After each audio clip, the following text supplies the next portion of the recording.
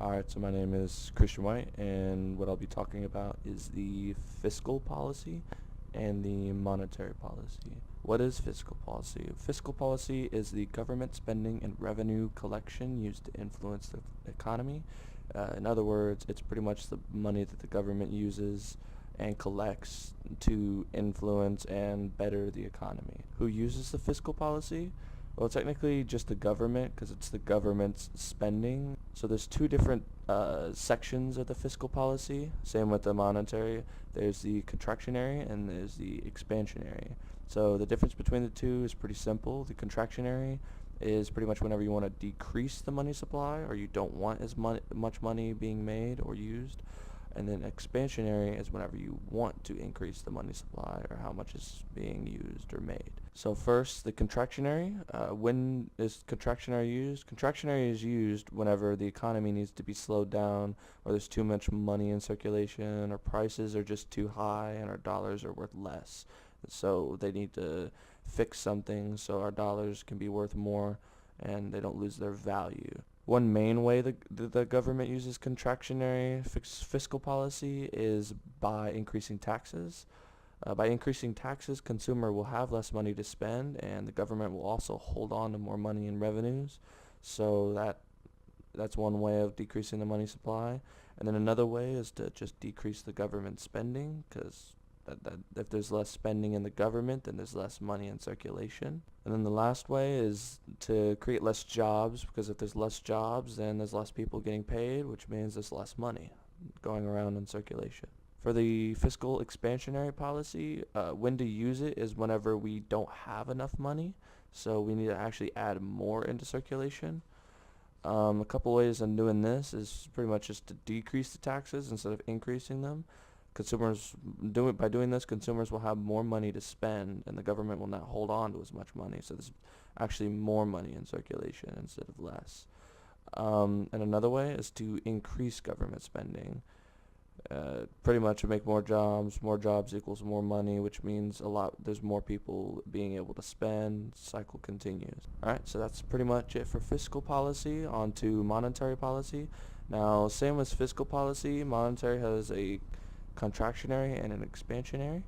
The difference between the fiscal and the monetary is actually the monetary is the federal or central bank. So it's just one single bank. It's not necessarily run by the government. It's like its own separate thing. So the definition of monetary policy is the federal or central bank using money creation and holding to influence the economy. So the only difference is actually the fiscal policy is the government, while the monetary policy is just the federal central bank. The people that use the monetary policy are the people that work at the federal bank, the federal central bank, which obviously that also influences and affects the economy, so everyone's affected by it. The Fed is actually the federal or central bank. It's pretty much like the capital bank of America, pretty much, where all the money goes through. And like that bank sets all the rules and stuff for the other banks. Alright, so there's three different tools for the monetary policy. There's the reserve ratio, the discount rate, and the open market operations. So the reserve ratio, the banks must hold on to a certain percent of money deposited. That's kind of like an interest type of thing, called the reserve ratio or required reserves, set by the federal government, and it's currently 10%. So it's sort of like an interest kind of thing. Then there's the discount rate. The discount rate is just an interest rate that the bank pays when they borrow money from the Fed. Obviously, it's interest. So then there's the Fed funds rate, interest rate when the banks pay when they borrow money from another commercial bank.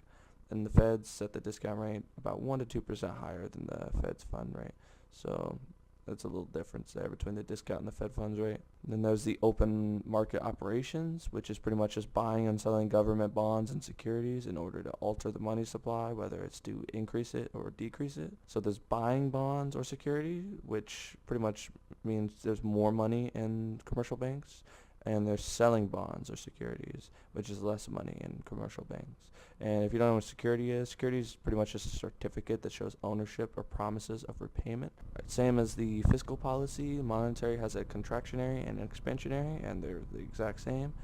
The contractionary decreases money supply and the expansionary increases it. With the contractionary, what the government can do is increase the reserve ratios, which means the banks will be forced to hold on to more money and they won't be able to send out as many loans. Now, another thing they can do is they can increase discount rate, which makes it more expensive for banks to borrow money, and there's again less loans.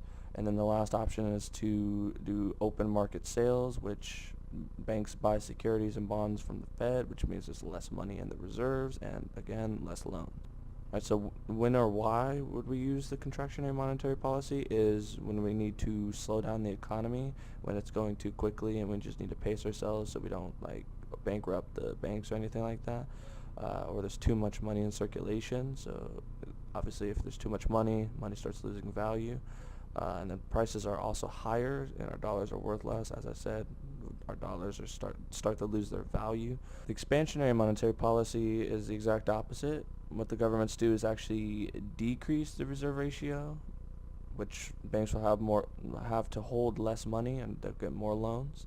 They can decrease the discount rate, which is less expensive for banks to borrow money and there's more loans. And then the open market purchases, the feds buy securities and bonds from commercial banks, which gives more money in reserves and also more loans. And the reason to use the expansionary monetary policy is to speed up the economy. If we're going too slow, it's sort of like a kickstart.